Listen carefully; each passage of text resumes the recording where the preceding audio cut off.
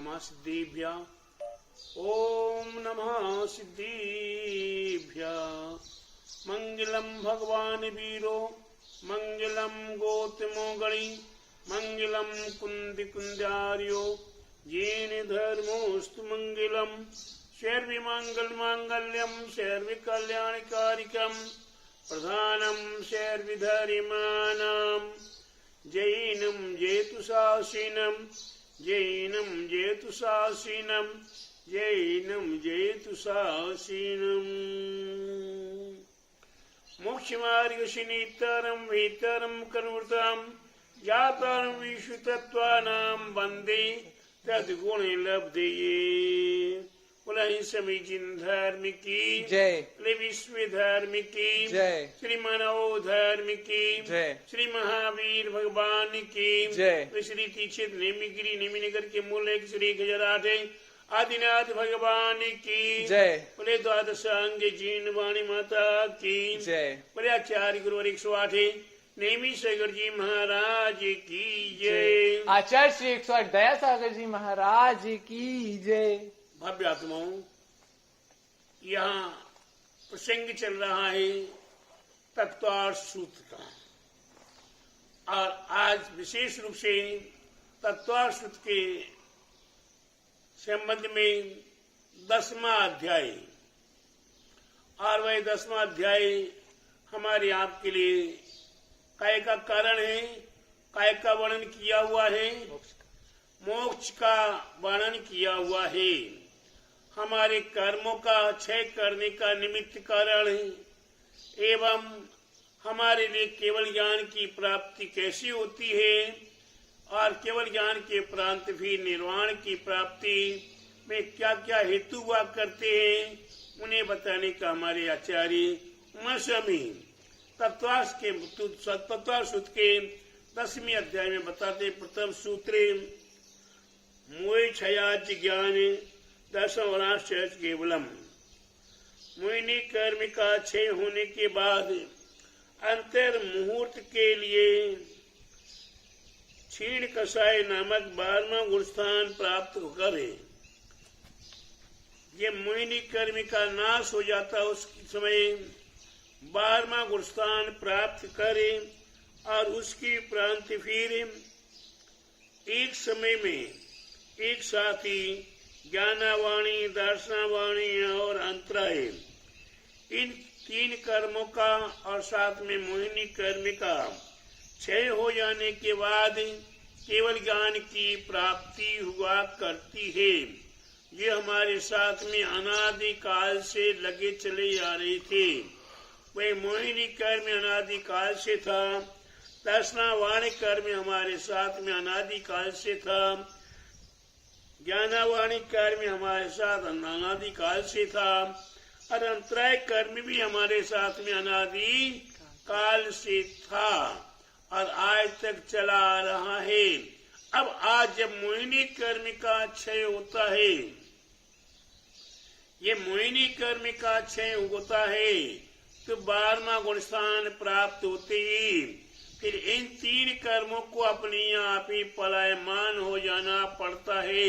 दर्शनावाणी, ज्ञानावाणी और अंतराय कर्म का क्षय हो जाता है, तो 12वें गुणस्थान से अंतर मुहूर्त के अंदर ही अंदर उन्हें केवल ज्ञान की प्राप्ति हुआ करती है। ऐसी क्या केवल ज्ञान के धारक हमारे तीर्थंकर प्रभु, केवल ज्ञानी हमारे लिए वह तीर्थंकर प्रभु हुआ करते हैं। विशेष रूप से इनकी 40 मूल गुण हुआ करते हैं। ऐसी 40 मूल गुणों में हम अगर विचार करें तो वह हमारे लिए एक एक गुण भी हमारे विशेष जीवन के लिए बदल देने में कारण होता है। लेकिन प्यारे बंधुओं, हम केवल ज्ञानी का, तीर्थंकर प्रभु का याद तो कर लेते हैं, हम 24 तीर्थंकरों का पुनः पुनः स्मरण कर लेते हैं, लेकिन कभी हमने 40 गुणों का अवलोकन करने का प्रयास नहीं किया। एक बार 40 गुणों का वर्णन आप अध्ययन करें, चिंतन करें और मनन करें, जिससे कि आपको मालूम होगा कि जन्म के अक्षय केवल ज्ञान के अर्थ से, देवकृत अर्थ से और चार चतुष्टय, अनंत चतुष्टय आदि जो हुआ करते हैं वह हमारे आपके लिए विशेष रूप से महत्वपूर्ण है। एक शब्द में आपको कह देता हूं, अतिशय। अतिशय शब्द वहां जुड़ता है जहां कोई विशेष अनोखा कार्य हुआ करता है। आज महावीर जी को कहते हैं अक्षय क्षेत्र, पद्म पुरिया जी को कहते हैं अक्षय क्षेत्र, तिजार जी को कहते हैं अक्षय क्षेत्र। अक्षय शब्द क्यों लगाया है समझ में नहीं आया। अक्षय क्यों लगाया है इस समझ में नहीं आया। अक्षय का तात्पर्य वहां कोई अनोखा कार्य हुआ है। जैसे पद्मपुरा में वे अचानक चंद्र भगवान की मूर्ति चमत्कार युक्त महिमा जन निकली और वहां उसके माध्यम से महिमा का विस्तार प्रचार प्रसार हुआ, तो उस क्षेत्र को हमने क्या कहना शुरू कर दिया, अक्षय क्षेत्र। महावीर जी की, भगवान महावीर स्वामी की मूर्ति का आप वर्णन जानते ही है कि वह टीले के अंदर थी। वहां जब टीले के अंदर थी तो वहां एक गाय अपना दूध अपने आप झरा देती थी। ऐसी महिमा को देखकर, महिमा को जानकर धीरे धीरे उस टीले को अलग किया गया और वहां भगवान महावीर स्वामी की मूर्ति प्राप्त हुई। उस मूर्ति को लाने के लिए भी कैसे कैसे प्रयास किया गया। अंत में जाकर वह मूर्ति जिनालय में विराजमान हुई और जिनालय विशेष जनालय बन के तैयार हुआ। ऐसे क्षेत्र में हम अनेकों भक्तगण अपने दुख संकटों के साथ, आपदा विपदाओं के साथ जाते हैं और भगवान के दर्शन पूजा भक्ति करके आते हैं, तो हमारे संकट, हमारी आपदा, हमारी विपदाएं दूर हो जाती है। तो पुनः पुनः हमारे लिए वहां जाने की भावनाएं उत्पन्न होना शुरू हो जाती है। ऐसे क्षेत्र को हम क्या कहते हैं, अक्षय क्षेत्र। उसी प्रकार से यहाँ तीर्थंकर प्रभु के साथ अतिशय शब्द जुड़ा हुआ है, माने अनोखा, अद्भुत, जो हम मनुष्यों के अलावा अन्य और किसी के द्वारा कोई प्रणत किया हुआ हो, किसी कार्य की रचना हुई हो, तो उसे अक्षय कहना शुरू कर देते हैं। जैसे कि देवों के द्वारा देवकृत से वे तीर्थंकर प्रभु जब जन्म लेते हैं या जन्म से पहले ही गर्भ में आते, गर्भ से पहले ही देवों के द्वारा, किसके द्वारा, देवों के द्वारा वहाँ अक्षय होना शुरू हो जाते हैं, रत्नों की वृष्टि होना शुरू हो जाती है। फिर माँ के गर्भ में आते हैं, गर्भ का शोधन देवों द्वारा हुआ करता है। आदि इस प्रकार से कोई अक्षय देवों के द्वारा होते हैं, तो उनको देव की तरफ से भी कह देते हैं। तो प्यारे बंधुओं, हमें ध्यान रखना है कि अक्षय शब्द जहाँ जुड़ा करता वहाँ कोई देवों पुनीत या कोई अनोखा विशेष कार्य हुआ हो, उसे अक्षय क्या कह दिया करते हैं। जैसे आप जानते हैं पीछे नेमीगिरी, नेमीनगर के संबंध में, नेमीगिरी में नाग नागिन जगह जगह पर एक साथ खेलते मिल जाते हैं, सांप और नेवला एक साथ मिल जाते हैं, बिल्ली और कुत्ता खेलते हुए मिल जाते हैं।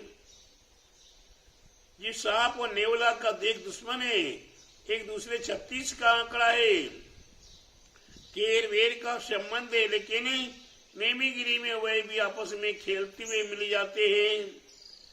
और यहाँ जब ये क्षेत्र बनना शुरू नहीं हुआ था, उससे पहले अनेकों बिच्छुओं और सर्पों का स्थान था, लेकिन जब क्षेत्र बनना शुरू हुआ तो आज सर्प या बिच्छू यह जल्दी देखने को नहीं प्राप्त होते हैं। सारे देश नगर में, शहरों में भी बिच्छू या सर्प मिलते हैं, लेकिन एक तो जंगल है, फिर भी यहाँ बिच्छू और सर्प अब उस मात्रा में नहीं है जो कि लोगों को परेशान हो, या लोग किसी प्रकार से त्रस्त हो या यात्रियों को कोई परेशानी हो। एवं यहाँ तीक्षित नेमीगिरी नेमी नगर में या बंडा शहर में ये पानी का अभाव हुआ, उस समय पर यहाँ एक बोरिंग बनाने का निर्णय लिया और बोरिंग कराने का प्लान बनाया। तो उस बोरिंग से इतना पानी प्राप्त हुआ कि मंदिर के निर्माण कार्य एवं शहर में भी सप्लाई किया गया। और साथ ही साथ यहाँ बड़े बड़े पंच कल्याणक प्रतिष्ठा महोत्सव, इसमें 99 पंच कल्याणक हुआ, 2012 में भी हुआ, 2013 में भी हुआ, 2018 में भी हुआ, 2018 के दिसंबर में भी हुआ। ऐसे 5 पंच कल्याणक हुए, जिनमें विशाल पंच कल्याणक प्रतिष्ठा महोत्सव वर्ल्ड का पहला पंच कल्याणक प्रतिष्ठा महोत्सव कहा जाएगा कि यहाँ 24 रथ एक साथ में चलाए गए और एक साथ में 24 माता पिता, 24 सोदरमेंद्र एवं 31 रथ एक साथ में चले। और वही भी 30 माता पिता, 30 सोदरमेंद्र, 30 ईशानेन्द्र आदि ऐसे महान पंच कल्याण प्रतिष्ठा महोत्सव भी हुआ। तो हमें पैसे के लिए पानी कहीं अन्य स्थान से नहीं मंगाना पड़ा। नेमीगिरी के अंदर ही जो बोरिंग आदि है, उससे ही पूरा संपूर्ण लाखों लोगों के लिए भी प्राप्त हो गया। तो क्या कहा जाएगा ईश्वर भैया, क्या कहा जाएगा? अक्षय कहा जाएगा। इसी प्रकार से अनेकों प्रकार के कार्य संपन्न होते हैं। वे यहाँ अक्षय होता है, वहाँ देव पुनीत आदि कोई शक्तियाँ या रिद्धि मंत्र आदि की शक्तियाँ या मंत्र साधक की शक्तियाँ काम किया करती है। तो प्यारे बंधुओं, यहाँ अक्षय हमारे तीर्थंकर प्रभु अरहंत प्रभु के लिए भी 40 गुण वे अक्षय युक्त हुआ करते हैं। ऐसे गुण कैसे प्राप्त होते हैं? यह प्रथम में शुरुआत में क्रमशः कर्मी अशुभ कर्मी का नाश होता चला जाता है। धीरे धीरे मोहिनी कर्म का अंत होता है 10वें गुण स्थान के समय में। 10वें गुण स्थान में रहते हुए मोहिनी कर्म का समाप्त होता है। 11वें गुण स्थान को स्पर्श भी नहीं करते, डायरेक्ट 12वें गुण स्थान को प्राप्त करे संपूर्ण मोहिनी कर्म का क्षय कर देते हैं। ऐसे मोहिनी कर्म का क्षय होते ही ज्ञानवाणी, दर्शनवाणी और अंतराय कर्म का भी क्षय हो जाता है। अब अनंत चतुष्टय, अनंत दर्शन, अनंत ज्ञान, अनंत वीर, अनंत सुख आदि महान गुण प्राप्त हो जाते हैं और वे केवली बन जाते हैं, केवल ज्ञानी हो जाते हैं, जिन्हें हमें तीर्थंकर भी कहा सकते हैं। ऐसे तीर्थंकर प्रभु हमारे 24 हुआ करते हैं और अनंत असंख्यात हो सकते हैं। तो प्यारे बंधुओं, ऐसे हमारे आपके जीवन में अनंत परमेष्टि की आराधना करने के लिए, भगवान तीर्थंकर प्रभु की आराधना करने के लिए हमें निरंतर प्रयत्न करना है, प्रयास करना है और अपने जीवन को सार्थक करने के लिए हम ऐसे अरहंत प्रभु के संबंध में जानने का प्रयास करें। वे मोहिनी कर्म जो मेरा नहीं, उसके लिए मैं मोह लगा के बैठा हूँ। ये जड़ पदार्थ है, ये जमीन मेरी, ये मकान मेरा, ये संपत्ति मेरी, ये सोना मेरा, ये चांदी मेरी, अरे ये पीछी मेरी, ये चश्मा मेरा, मेरा नहीं है। किसका नहीं है? ये क्या है? पुद्गल है। लेकिन मैंने क्या मान लिया? मेरा है। ये आत्मा नहीं है, ये जीव नहीं है, ये जीव नहीं है, बिल्कुल जड़ पदार्थ है, पर है। फिर भी हम इसको मैं कर रहा हूँ। मैं करते करते बकरी ऐसे ही अपना गर्दन कटा लेती है, लेकिन मैं नहीं छोड़ती है। अगर वही बकरी, आपको मालूम होगा बकरी के मरने के बाद उसकी खाल निकल जाती है और खाल से क्या बनता है?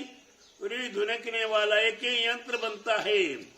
और जब वो यंत्र बन जाता तो जब रुई धुनकी जाती है तो उससे क्या निकलती आवाज? तू तू तू। अगर प्यारे बंधु है बकरी पहले तू तू कहना करना शुरू कर देती तो गर्दन तो नहीं कटाती, लेकिन प्यारे बंधु जब समय में आता है, जब समय निकल जाता है, संग निकल जाता आगे, गाड़ी बढ़ जाती है, फिर पछताने से क्या हो। इसलिए प्यारे बंधु हमें अपने जीवन में ये मोहिनी कर्म सबसे पहले मेरा नहीं है, मैं एकाकी एकत्व लिए, मैं एक हूँ, एकत्व हूँ, एकाकी हूँ, मेरा संसार में कोई दूसरा नहीं है, मेरा कोई भी नहीं, मेरा केवल मात्र एक आत्म तत्व है। ये मेरी नाक, मेरा कान, मेरा दाढ़ी, मेरा मूछ, मेरा गला, मेरा पेट, ये सब जड़ है, यही आग लगा के जला दिया जाएगा। प्यारे बंधुओं, कोरोना बीमारी में जलाने का भी मौका नहीं मिलता, करंट की मशीन में रख दो और 2 मिनट में साफ हो जाता है, देखने को नहीं मिलता।